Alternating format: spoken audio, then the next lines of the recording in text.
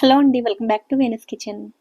ఈరోజు వీడియోలో నోట్లో పెట్టుకోగానే వెన్నెలా కరిగిపోయే మృదువైన రవ్వ లడ్డూలను ఎలా ప్రిపేర్ చేసుకోవాలో చూద్దామండి. ఈ రవ్వ లడ్డూలను 2-3 రకాలుగా ప్రిపేర్ చేసుకోవచ్చండి. ఈ రోజైతే చాలా ఈజీ ప్రాసెస్లో చూపించబోతున్నాను.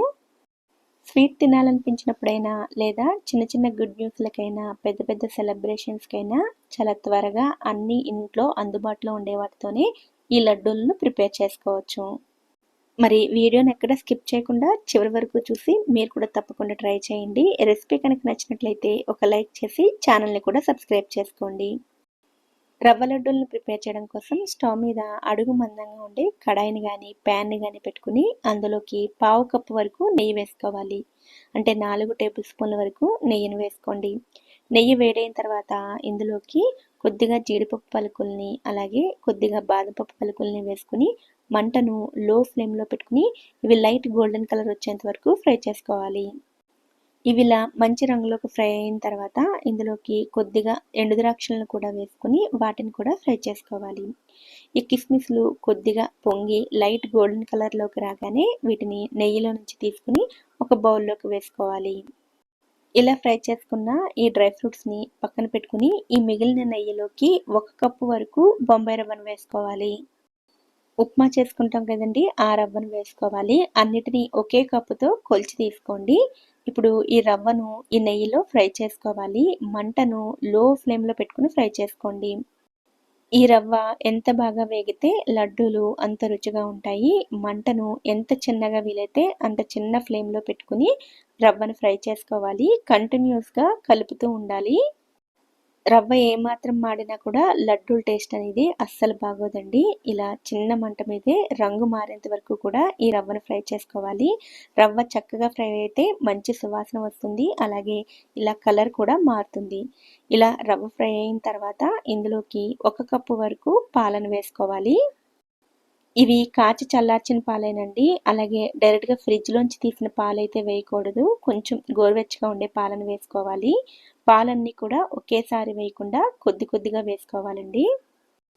రవ్వను చక్కగా వేయించుకున్నాం కాబట్టి అసలు ఏమాత్రం ఉండకట్టదండి. మంటను లో ఫ్లేమ్లో పెట్టుకుని మాత్రమే ఈ రవ్వంతా పాలల్లోకి బాగా కలిసేటట్లుగా కలుపుకోవాలి. పాలన్నీ రవ్వలో కలిసేసరికి కొంచెం ఇలా ముద్దగా అవుతుందండి. ఇప్పుడు కూడా మంటను లో ఫ్లేమ్లో పెట్టుకుని ఇలా కంటిన్యూస్గా కలుపుతూ రవ్వను ఫ్రై చేసుకోవాలి. ఇలా ముద్దగా అయిన ఈ రవ్వను లో ఫ్లేమ్లోనే కంటిన్యూస్గా కలుపుతూ మళ్ళీ పొడి పొడిగా వచ్చేంత వరకు ఫ్రై చేసుకోవాలి. ఈ ప్రాసెస్ మొత్తానికి నాకు 15 నిమిషాల దాకా టైం పట్టిందండి. రవ్వ ఫ్రై అవ్వడానికి 10 నిమిషాలు, పాలు వేసిన తర్వాత మళ్ళీ రవ్వ అంతా ఇలా పొడి పొడిగా రావడానికి మరొక 5 నిమిషాలు టైం పట్టింది.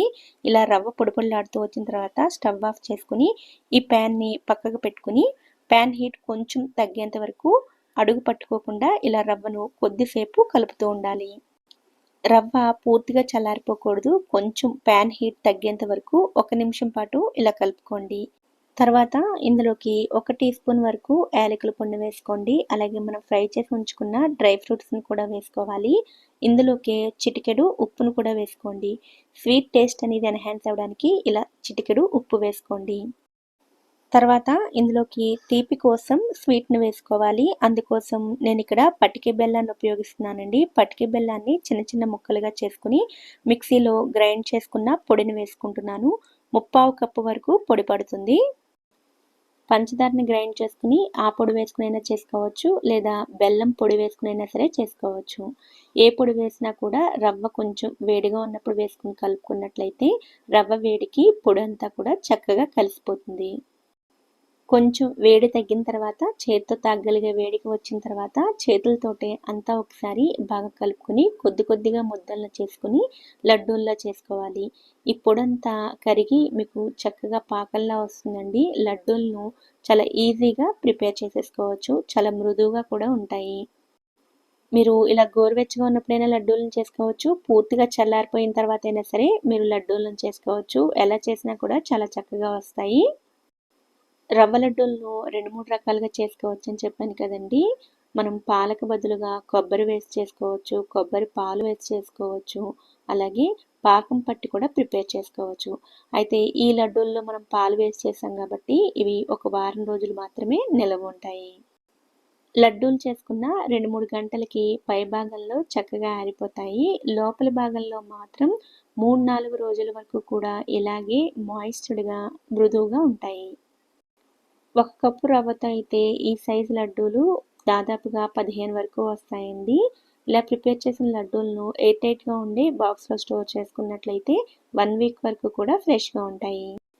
మరి మృదువైన ఈ రవ్వ లడ్డూలను మీరు కూడా తప్పకుండా ట్రై చేయండి.